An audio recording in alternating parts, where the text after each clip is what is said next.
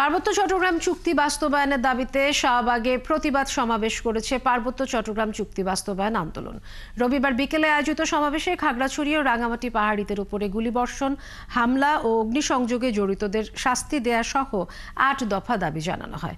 সমাবেশে খাগড়াছড়ি রাঙামাটিতে হামলার ঘটনায় মানবাধিকার কর্মী ও নাগরিক সমাজের প্রতিনিধিদের সমন্বয়ে স্বাধীন তদন্ত কমিশন গঠনের দাবি জানান বক্তারা।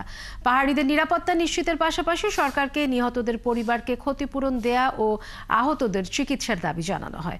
পার্বত্য চট্টগ্রামের পরিস্থিতি স্থিতিশীল করার লক্ষ্যে যত দ্রুত সম্ভব পার্বত্য চট্টগ্রাম আঞ্চলিক পরিষদের সাথে সরকারের নীতি নির্ধারকদের সংলাপ শুরুর উদ্যোগ নেওয়ার দাবি জানানো হয়।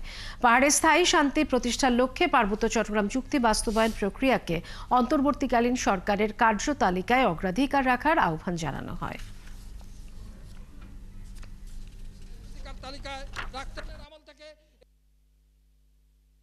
আদিবাসীরা চাকমারা বাঙালি না, তারা চাকমা, আমরা বাঙালি, কিন্তু দুইজন মিলে আমরা বাংলাদেশি হইতে পারি।